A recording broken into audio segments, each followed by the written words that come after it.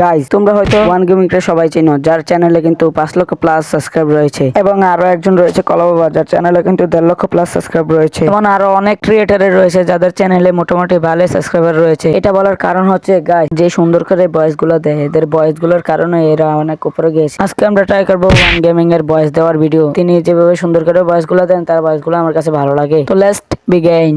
প্রায় 10 বছর পরে জেল থেকে বের হওয়ার পর একটু ঘোরাঘুরি করতে যাই। বিমানের উপরে উঠে দেখে একটা ছেলে ঘোরাঘুরি করতেছে। তাকে একটু হালকা হেডশট দিয়ে মায়ের বুকে পাঠিয়ে এবং একটু মুভমেন্ট দেখানো শুরু করে দিই। সে আমার মুভমেন্ট দেখে তার রিয়াকশন। তারপর গাইস লন অফ খেলতে আর ভালো লাগতেছে না, তাই একটা বিয়ারিং স্টার্ট দেই। দেওয়ার পর দেখি আমার টিমমেটের একটা নাম হচ্ছে ড্যাগার কালি। তার নাম দেখে তো আমার মাথায় নষ্ট। তারপর বিমান থেকে ল্যান্ড করি। ল্যান্ড করার পর দেখি সেই ড্যাগার কালি আমার সাথেই নামতেছে। তারপর ল্যান্ড করার পরে দেখি সামনে দুইটা এনিমিকে মারতে পারলে আপনারা সবাই লাইক সাবস্ক্রাইব করে দিবেন। তারপর দেখেন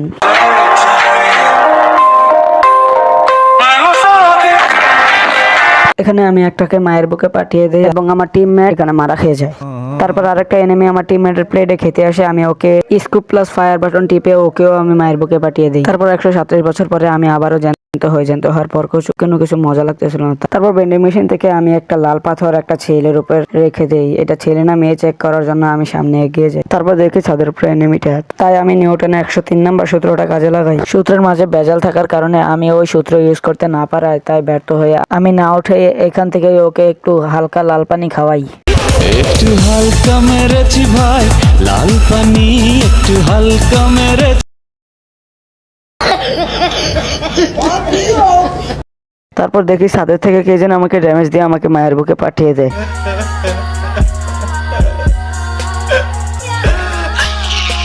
তারপর 20 বছর পরে আমাকে আবার জন্ম দেওয়া হলো। জন্ম হওয়ার পর আমি সুপারম্যানের মতন মাটিতে নেমে আসলাম। তারপর আমি সামনে যেতেই দেখি একটা লুট বক্স। এই লুট বক্স থেকে আমি একটু হালকা খাওয়া দাওয়া করে নিই। খাওয়া দাওয়া শেষ করে আমি গেরিনার জালে ফেসে তারপর সামনে থেকে একটা এনিমি আমাকে একটু কিস করে। কিস থেকে বাঁচার জন্য আমি সামনে 20 লক্ষ টাকা দিয়ে একটি দেওয়াল তৈরি করি। এনিমি থেকে বেঁচে আমি একটু এদিকে আসার পর আমি আর ড্যাগার কালি দুজনেই জনের মাঝে ফেসে যাই। তাই ড্যাগার কালি আর আমি দুজন একজনকে হেল্প দিতে থাকি। হেল্প দেওয়ার মাঝেই দেখি একটা এনিমি কোথা থেকে জানি আমাদেরকে মায়ের বুকে পাঠিয়ে দেয়।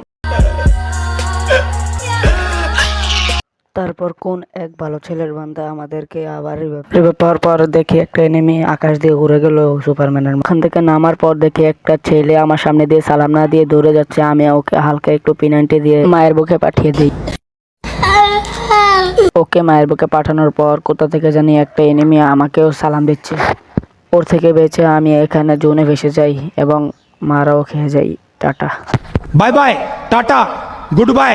তো গাইস কেমন হয়েছে আজকের ভিডিওটা যদি ভালো লাগে থাকে প্লিজ একটি করে সাবস্ক্রাইব, লাইক, কমেন্ট, শেয়ার, বেশি বেশি করে শেয়ার করে আমাদের পাশে থাকুন। পরবর্তী ভিডিওর জন্য অপেক্ষা করুন।